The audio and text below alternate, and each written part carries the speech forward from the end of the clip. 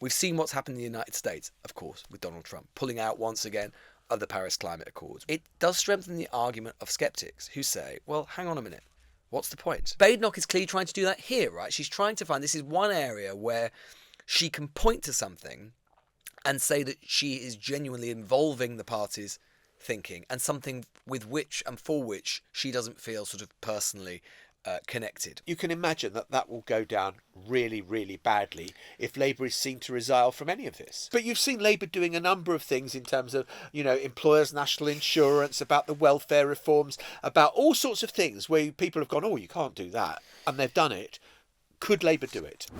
Cannot ignore net zero. It's not just important for the climate, but it's absolutely critical to lowering jobs. I correct that. Lowering bills. So net zero, lowering the number of jobs. That was Lucy Powell, the leader of the House of Commons, speaking in Westminster this morning with a Freudian slip that kind of is interesting. Because now that the Tories have backed away from net zero, does it open up a space for Keir Starmer's Labour to do something similar? Net zero has been a central part of our politics now for over a decade. Until this week, a fragile but consistent consensus existed between the two main parties on the necessity of net zero. That has now gone. And in an era dominated by war, is the pursuit to end climate change gone with it? Welcome to the News Agents.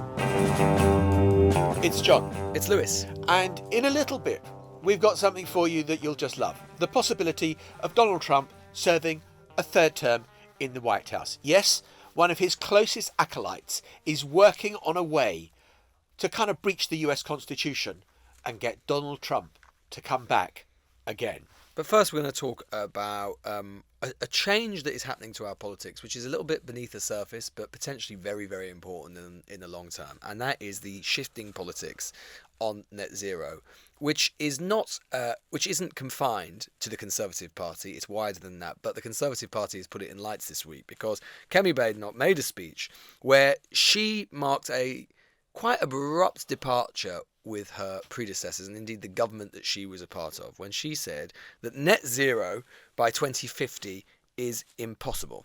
She said that her predecessors, her own prime ministers, had set emissions targets without any plan that does not bankrupt the UK or cause a serious drop in our living standards. She says that reaching net zero emissions in the next 25 years is a fiction, and she didn't commit to another date of it.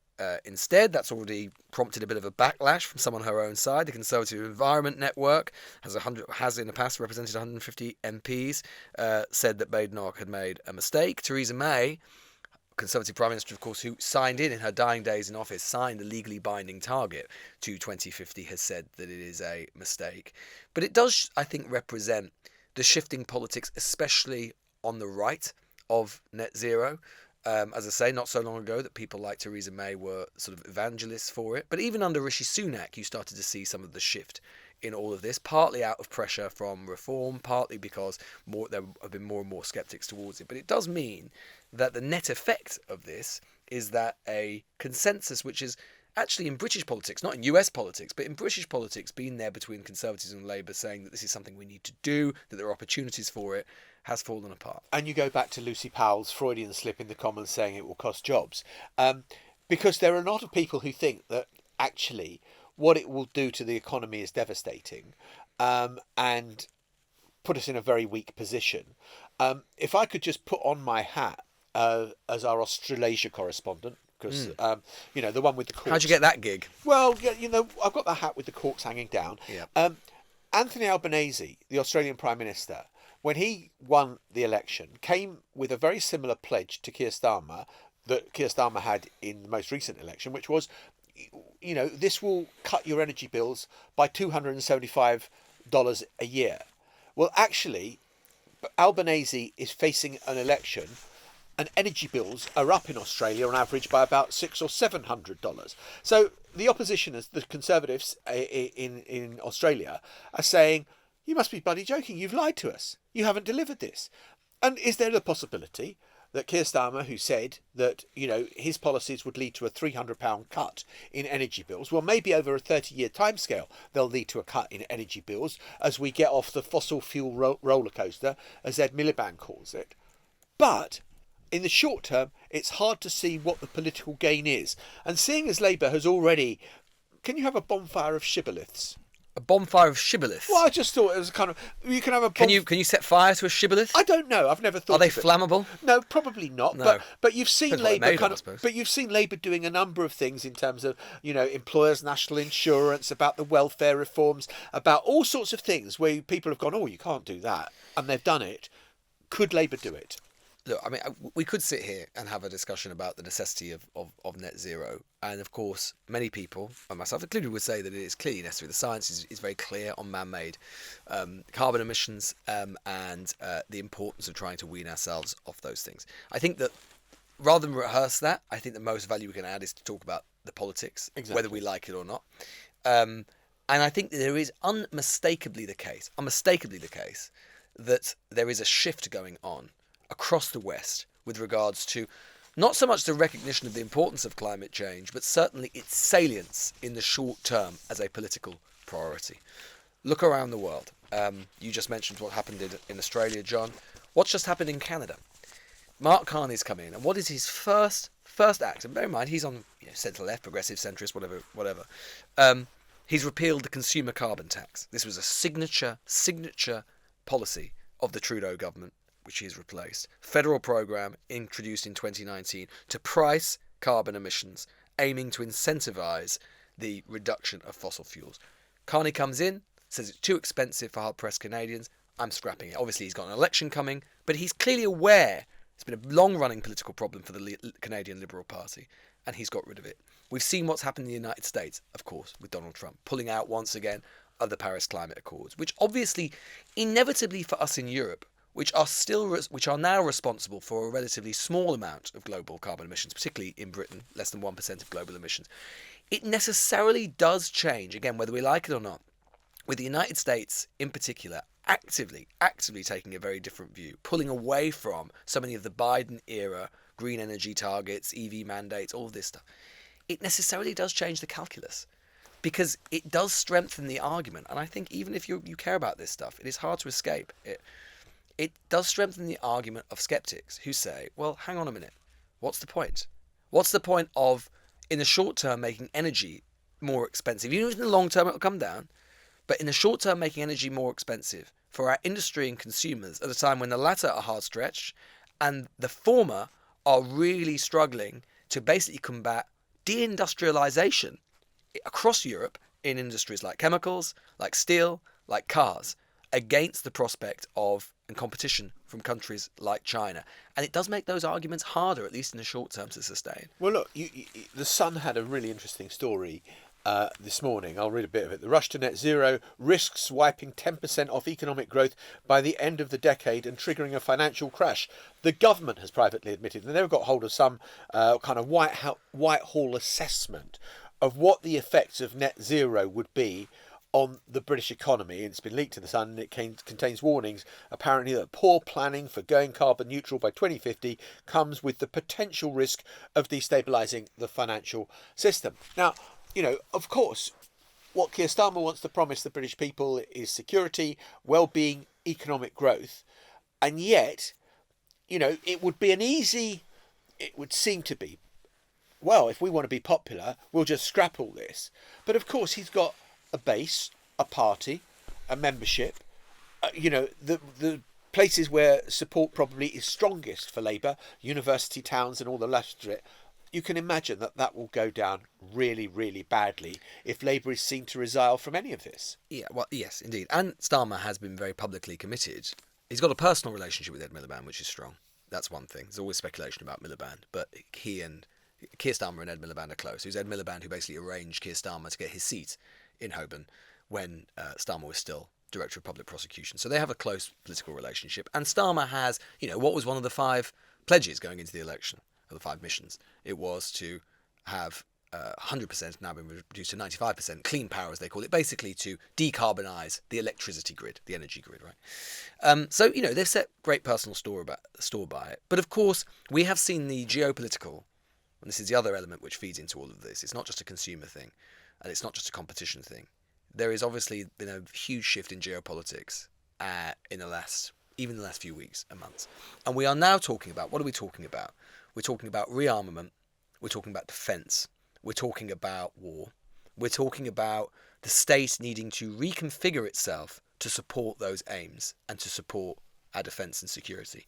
Now, particularly for the left, when the argument was about the economy, there was quite a neat way, some people would dispute the efficacy of it, but there was a neat way, at least rhetorically, for the left and for progressives to tie together the net zero agenda and the economy, which is to say, this is a great way to reindustrialise. It's a great way for us to be able to address the structural problems in our economy. We can put this investment in, we can have jobs, all of those sorts of things. This is the future. These are the industries of the future. As I say, some people would dispute whether it's been very useful, but, that was the argument. It's much harder to do that if you're, say, an Ed Miliband figure now, in cabinet or publicly, when actually the thing you're trying to thread it with is defence. Because those two things don't connect together as easily, right? If the agenda for the next 5 years, say, is all about the state spending more money on armaments and defence and security and counterintelligence and counter cyber attacks and all of this sort of stuff, there is not an obvious way to thread that with the net zero agenda. And ultimately, resources are finite.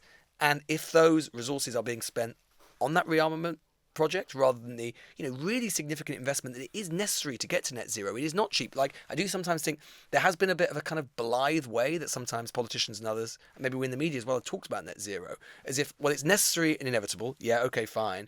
But it is like the biggest challenge we've ever done. Like, our wealth as the West has been concentrated on the extraction of hydrocarbons. That is what has made us wealthy. That's why we're still not in the 18th century, right? Living with the living standards of the 18th century. We are trying to move from that, a whole industrial revolution which took 3 centuries to build up, in 1 generation. It is so massively ambitious. And if suddenly our agenda and attention is on a different form of political economy and different agenda, it becomes really, really hard to do, particularly when I say resources are stretched. You talk about resources being stretched. You talk about the importance of defence right now, given the situation in Ukraine, given Trump's attitudes towards NATO, etc. But look at the other announcements we've had about, Rachel Reeves saying we need a 3rd runway at Heathrow Airport. If you're looking for totemic things which suggest that maybe this government is not quite as sort of ideologically pure on the net zero stuff as maybe we thought it was, it is things like that, and the redevelopment of the Rosebank oil field off the coast of Shetland as well. So there are things that are out there where you just start to question, well, I wonder how committed Keir Starmer is to this stuff. Yeah, well, indeed. And there was reporting overnight about just how tight the fiscal situation is going to be for non-protected departments, which will include the Department for Energy and reports that in the spring statement the Chancellor is going to talk about potentially up to 11% cuts in non-protected departments. That is after years of austerity.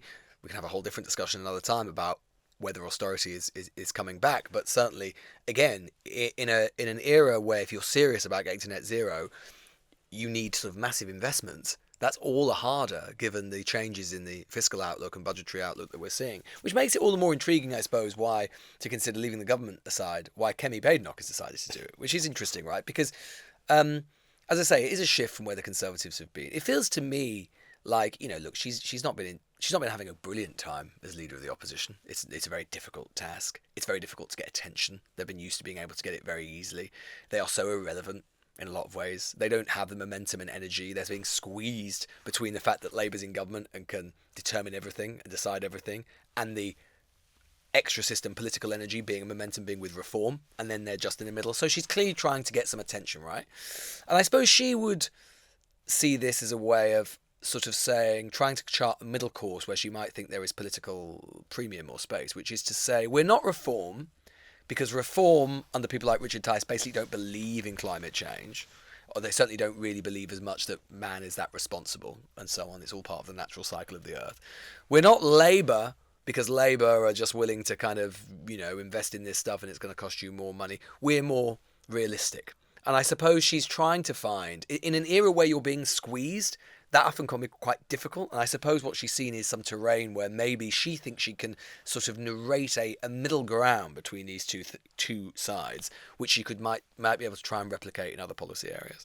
The timing this week of her announcement, when the whole conversation has been about Liz Kendall and her welfare reforms, and she sort of buried her own story in a way with the timing of which you do it. You do feel it's not just a question of irrelevance, although that's a really germane question. There's a question of competence as well about the Tories and the way they're doing things. I also think it's interesting that today, she's come out and talked about the local council elections, and again, Counting down the days here at the newsagents. We can't wait.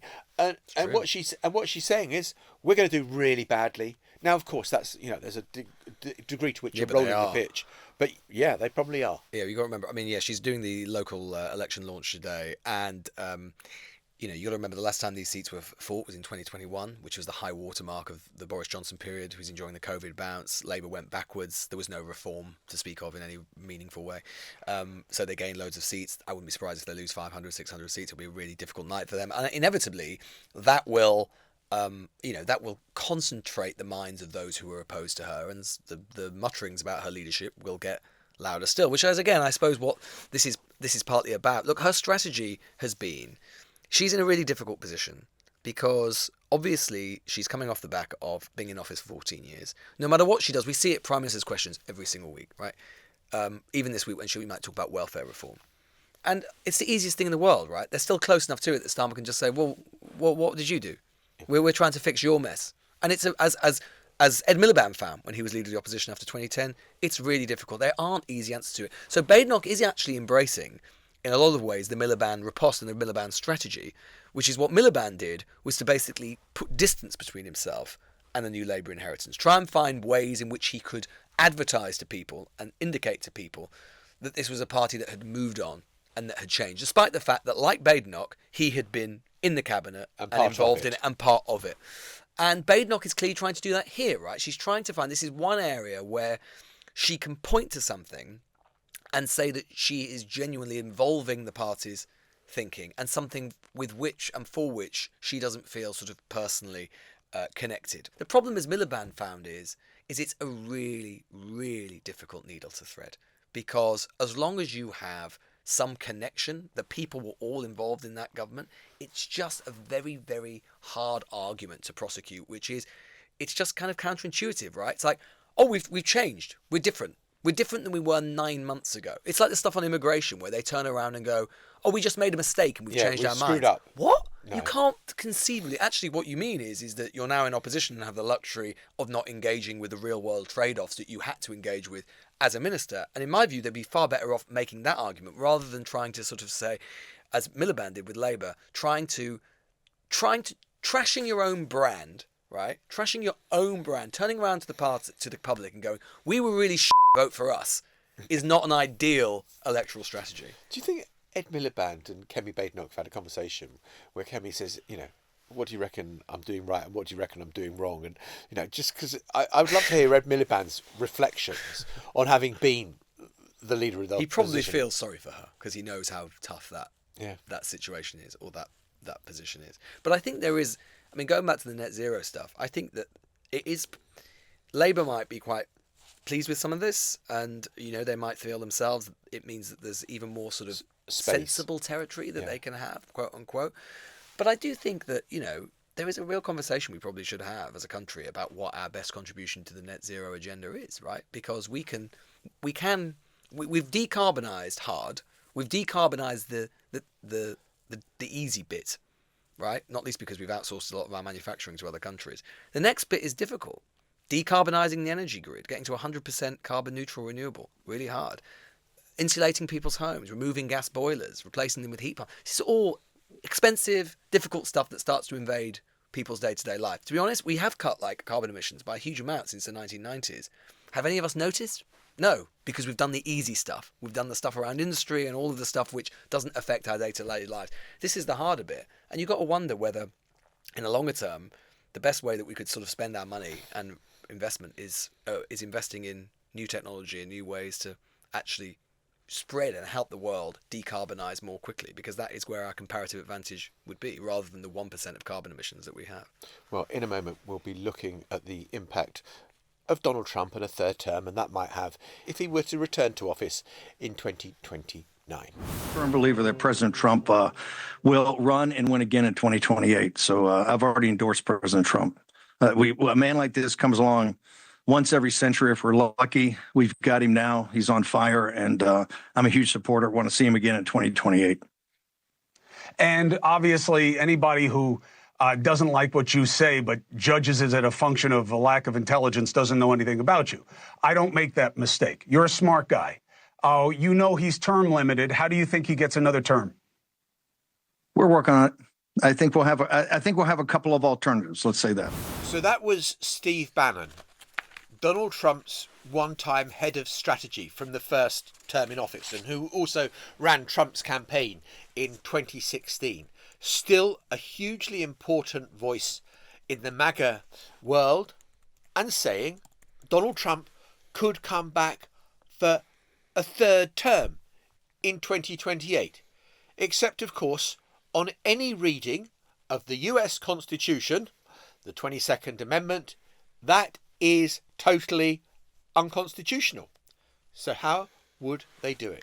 And it is worth talking about this, not just because Bannon has talked about it, but every time in particular we do a Q&A, this is the question that more of you ask than anything else.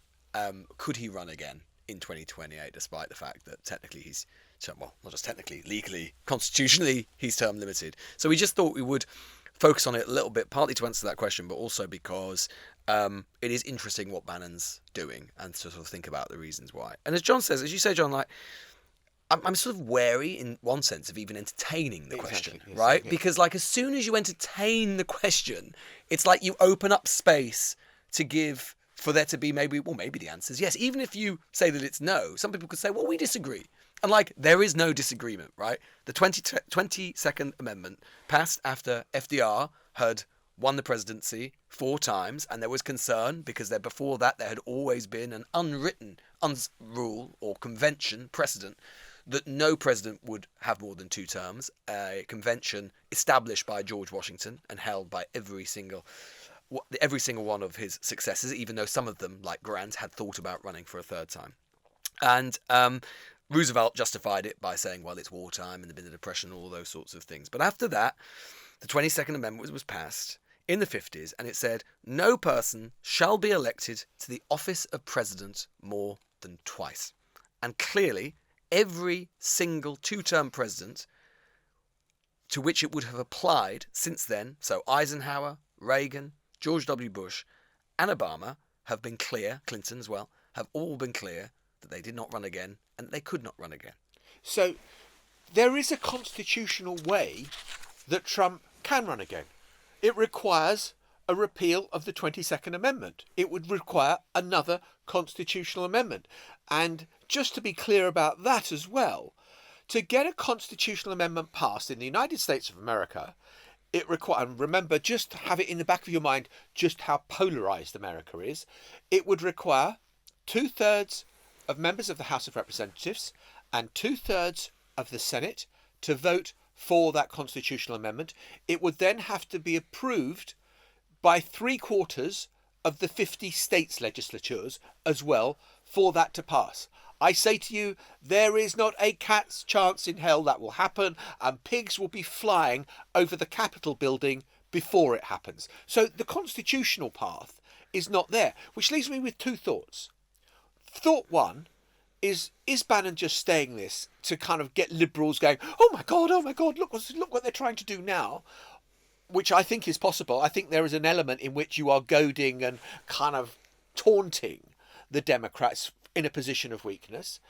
And the other thing is, they look at an unconstitutional path. I mean, Steve Bannon, just for the record, served 4 months in prison for contempt of Congress for not giving evidence about January the 6th. Yeah. Those lads are fine with unconstitutional stuff. Exactly. He's not the greatest institutionalist you No, will find in the I think world. that's fair. Yeah. You're right. I mean, on the constitutional side, there is a reason that the American Constitution has only been amended 27 times. And most of those actually were done in the immediate aftermath of its passing in the first place, basically to update it, make it better, the Bill of Rights, which established things like the First Amendment and so on, right to freedom of speech, all those sorts of things, right to freedom to bear arms. And then a lot of them were passed in the aftermath of the Civil War to ensure that The slaves were Reconstruction emancipated Amendment. and Reconstruction of the United States, right? After that, there are not many. Things like Prohibition, then the repeal of Prohibition, but, not many at all. And this is one of them. So the constitutional path is extremely difficult, particularly in the polarized environment that we're in.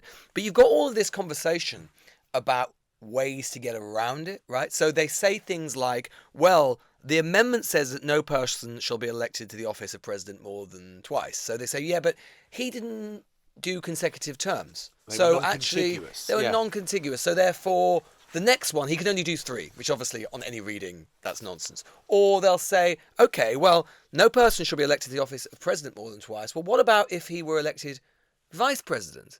And then whoever was elected president could resign and then he could become president, just not elected president. But then there are other constitutional problems around that because the Constitution sort of says that no person shall become vice president unless they're eligible to become president. So you can imagine if they were serious about this, the only place that it ends up is the courts and the Supreme Court. And I suppose this connects to other things and other stories and other elements that we've been talking about on the show as a way to understand the Trump presidency. We've talked about it a lot, which is that what Trump is doing and has been doing in all manner of policy and politics is to push the limits and authority of presidential power to pretty much as far and in some cases beyond where they can go.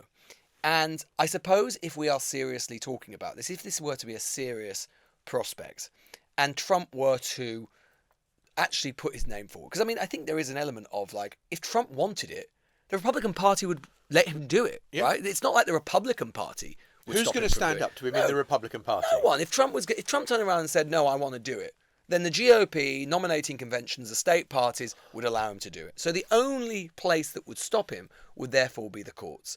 And then there would obviously be a constitutional question about whether he accepted it or not. And that links into, as I say, all of these other matters at the moment where so far what Trump is doing is he's pushing it to as far as it can go. He said this week that he will accept court orders, that he won't ignore them. But what we have seen, of course, is him calling for the impeachment of judges who decide things that he does not want. And bear in mind, there have only been 15 impeachments of federal judges since the beginning of the Republic. That is not how a judicial system works. So I think the answer to this question is like, well, he can't do it.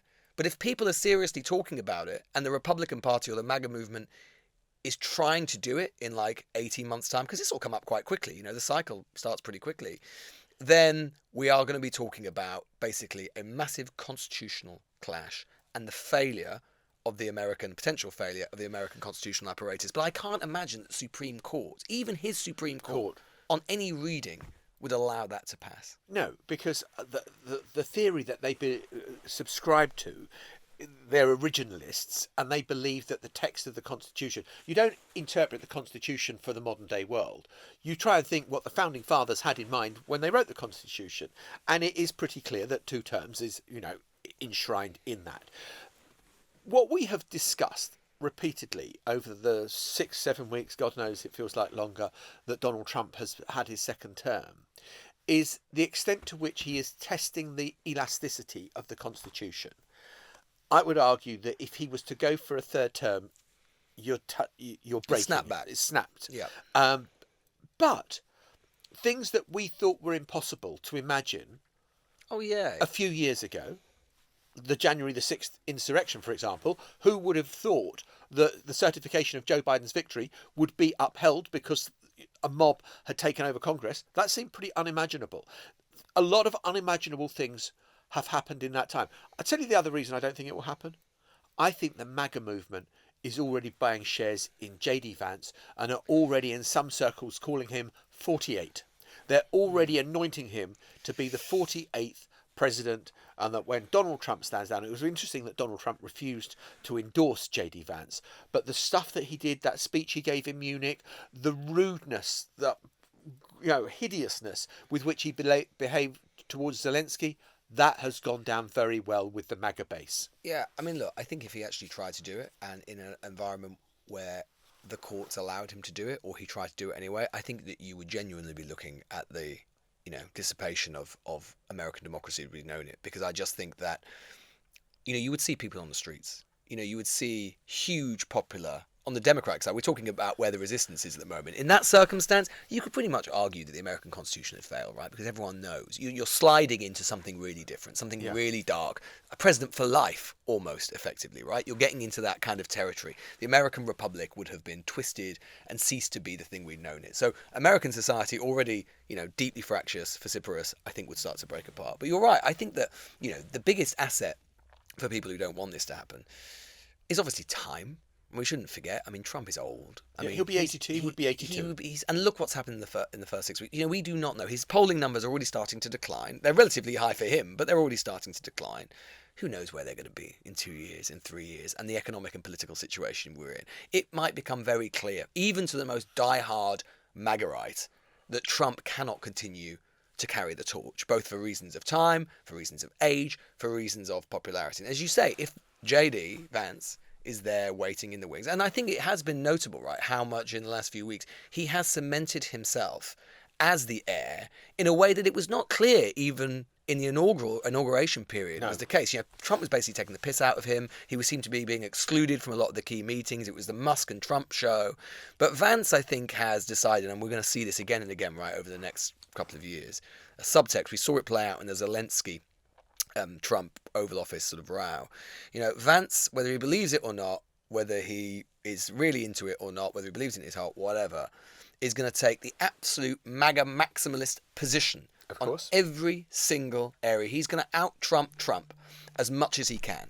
And whether that's successful with a wider electorate is a different question, because I have a lot of skepticism as to whether anybody can actually can replicate Trump's magnetism and particular type of electoral appeal.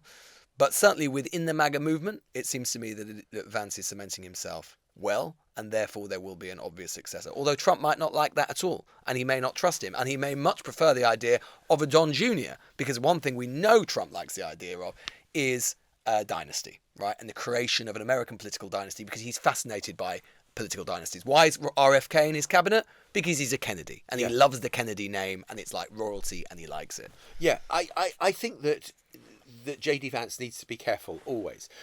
It's striking how different he has been from Mike Pence, who was just this wallflower.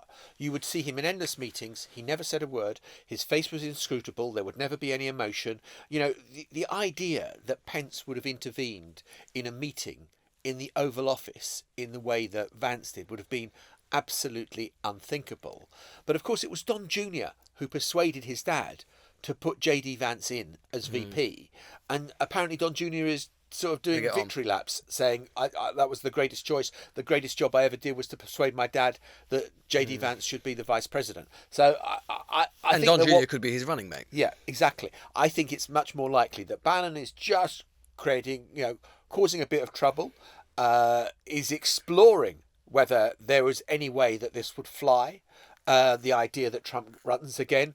But I think realistically, I don't think it's impossible. I think it's much more likely that Vance, comes through. Also, if you're Trump, I mean, I suppose there is one impulse, or a couple of impulses maybe, that would make him find the idea tantalizing, right? I mean, one, obviously he loves it, and he loves being the center of the world, and he's never going to want to stop being center of the world, right? So it would appeal to his vanity. He would love the idea of being the first 3-term president since FDR, right? He would love that. He would love upending the rules like he always does. But you got to wonder as well, the element of how being out of office must have been deeply scarring. Well, clearly we know, we can see it. Very scarring for him. I'm not saying this lightly, and I'm not saying it exactly. I'm just trying to draw the comparison to some extent.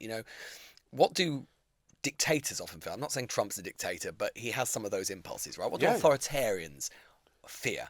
They fear ceding power, because they know when they cede power that is a moment of danger for them. And to be fair to him, that literally played out from 2020 to 2024, right? He was subject, and whether you think it was right or wrong, or some of it, we've talked about it before, some of it, in my view, was right, some of it was overplayed, but, He was subject to the full force of the judicial system. So he must be in his head. There must be a bit of him that would worry about the idea of going back as a private citizen again. That obviously if JD won, they wouldn't use it against him. But if one of his opponents won, would the Democrats leave him alone this time? Particularly when you consider that there's a lot of stuff that's going on now that is illegal, although the Supreme Court judgment will probably help him on whether the president can ever do anything illegal. But do you know what I mean? I can imagine that playing out in his head, just a little bit of him worrying about giving up power and what that means for him. The bit about how much he loves it and how he feels like he's at the grown-ups table when he's talking to someone like Putin.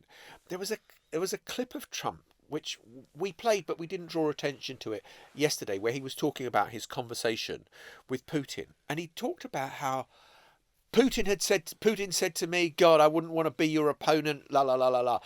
Donald Trump needs, I mean, it's an insecurity in him. Yeah. He needs to feel like people see him as the tough guy. And, you know, what could be the greatest demonstration of that?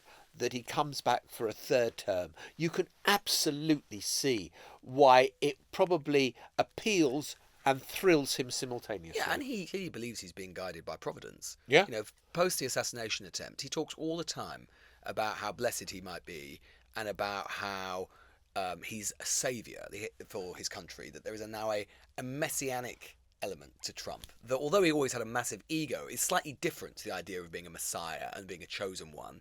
And his followers certainly believe that more than they've ever done.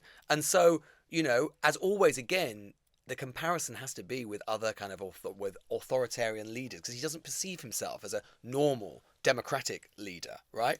He perceives himself as something greater than that. And someone who thinks like that is always going to think that he's the one, and he's the one that's needed, and that the country is lost without him. So there's no doubt, I'm sure he'd love it, and he'd love the thought of being drafted for it and wanted for it.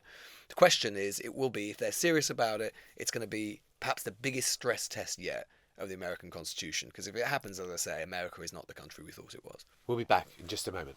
Right, before we go, we've had a question, a listener question, this time from Tom. We had a question yesterday about why it might be, or whether it's justified ever to call someone a Nazi because they had a Tesla, which we answered. But we've got a different question here, which says, hi... Wasn't the question Nazi wanker? Nazi twat, I think, Nazi was the twat, actual... that's yeah, it, Nazi sorry. twat. Yeah. I think I was quite interchangeable, really. Hi, long-time listener with... It's nice to have been on the air for long enough we can have long-time listener, isn't it? Yeah, exactly. Long-time listener, first-time caller, with a long-view question. Netanyahu was first Israeli PM in 1996. Can you imagine if John Major was still the big dog in British politics? Big dog. How has Israeli democracy produced a situation? Surely this is a broken system. 1996 is as long ago as 1967. From 1996, it's ridiculous that one guy is still dominating everything after so much time. Do you think that is a thought? John Major still is PM. Well, do you think the Cohn's hotline would still be going strong? The Citizens Charter. Yeah, Oh, exactly. God. The Ed Wiener scandal. Oh, please don't go there. I kind of laughed when I saw this question from Tom, and thank you, Tom, for sending it in, because you just thought, oh my God, it seems like a different era. That John Major was the Prime Minister of this country. It was the post-Thatcher. It was pre-Blair. It just seems like bloody years and years and years. Your relationship with him would have gone on for about 30 years as Prime Minister. Exactly. Perfect. Well, perfect. No, he was always great company on, if you were on enjoyed reporting on him, didn't you, Yeah, Major? if you were on a Prime Ministerial trip with John Major, I thought he was a thoroughly decent bloke. I thought nothing became John Major so much as his conduct during the 97 election and accepting the kind of shellacking that he got at the polls with great dignity. It does kind of, Israel, this quarrelsome democracy, which is fractious and we should say he argumentative. hasn't been Prime Minister not continuously since 96. He has come and gone a bit, but he has dominated. But he has dominated politics for a very long time. I mean, partly it shows the change in Israeli society, which is quite profound. From its founding, which was kind of had a liberal labourish bent to it. The Zionist movement had very close links with socialism at that stage and all the rest of it. And the gradual change of the changing patterns of migration of people who've come into Israel. And also the voting system, which is, this kind of pure proportional representation. That if you can cobble together some kind of coalition, you can stay in power quite a long time. And Netanyahu has shown himself to be an absolute master of that, even if any principles he might have had to be sacrificed along the way. There is definitely something about, as you say, about the changes in Israeli society. There is definitely something about the way that Netanyahu has been very successful in presenting to himself as Mr. Security, right? At a time in particular where the security situation in Gaza has worsened, that he is the ultimate protector of his nation's interests, right? And he's clearly, to be slightly more positive, I suppose, about his political skills, he's been a very adept player at maintaining, often very fractious, difficult coalitions at the heart of Israeli politics. That said, he's also, on the darker side of things, done that by courting extreme views and extreme parts of the Israeli political spectrum, up to and including the Israeli extremist far right. People who basically have been very clear they don't want any Palestinians left within the state of Israel, up to and including kind of what many people would describe as a form of ethnic cleansing. So he's done that. He's been an authoritarian. He's had overseen all sorts of democratic backsliding within Israel. He's challenged the courts. He's challenged the freedom of the press. And he's used patronage and many people would say corruption. Indeed, he's been involved in various trials for corruption. And one of the reasons he wants to cling to be Prime Minister so much at the moment is because he'll end up back in court, and who knows where that will go. Well, that takes us back to where we were just talking about a moment ago about Donald Trump. Exactly. And that's the thing, right? I mean, when you look around at the world at the moment, one of the things that does feel dark about it is that even in democracies which are well established and which have very strong constitutional orders, or at least we thought they had strong constitutional orders, democratic constitutional orders, there is profound backsliding, democratic backsliding, the erosion of those constitutional processes, constitutional rot, as we were talking about the other day. And one of the manifestations of that often is leaders who don't go. Leaders where elections become less competitive, where one party or often one man comes to encapsulate in their own mind, and indeed in the mind of many of the voters, the country itself, where they are one. And you can see that in Israel and Netanyahu, you can see it with the US and Trump, you can see it with Orban in Hungary, and it is a long way from the world we were in only like 15 years ago or so, where democracy was extending, it was on the rise, it was spreading to other parts of the world, not retrenching within the very countries where we thought it was strongest. So I guess the question is, what does success look like? And if you take Machiavelli's description of success, broadly speaking, how long can you stay in the saddle? On that basis, Netanyahu has been unbelievably successful. He's still in the saddle. 1996, his first appearance in it, and here we are in 2025, and he's still there.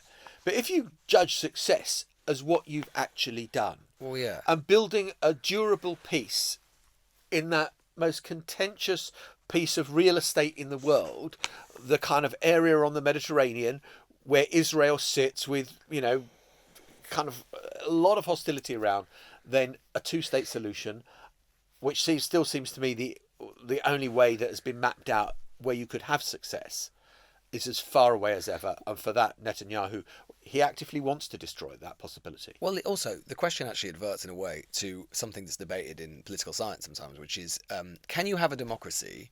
And it's an interesting thought experiment. Can you have a democracy, and can you still call a state a democracy, if one party or one leader is consistently returned to office? If basically elections aren't that competitive. And there have been lots of examples of that in history. So, the Swedish Social Democrats, for example, basically are in office for about 40 years after the war. The Japanese Liberal Party has dominated Japanese politics for almost all of the post-war period, almost always in office. Like, there are examples of democracies which are dominated by one party or sometimes one figure.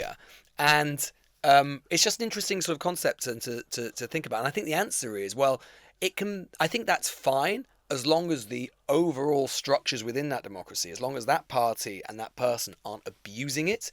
And what we're seeing in places like Israel and the United States is not a healthy democracy where these people are just being returned because they have the best ideas, just because they have the best ideas and because they have the best policies, but partly at least because the pillars of those democracies are atrophying, and those players are actively trying to make them decay. Well, let's go back to Tom's original question. I'm going to be leading the campaign to bring John Major back to government. Back to John Major. I want John Does he Major. want that? No, John Major's got a lovely life. John Major picks and chooses what he wants to do. I thought he was genuinely a decent bloke who He was was actually doing Prime his Minister best. for a long time as well. People think of him Yeah. as like a blip between Blair and Thatcher, Thatcher. but he was there for nearly 7 years. Yeah. Like, he was actually one of our longest serving He was never Prime meant to win Ministers. the 92 election, No. and he did. No. We'll be back tomorrow. See you then. Bye-bye. Bye-bye. The Newsagents. This is a Global Player original podcast.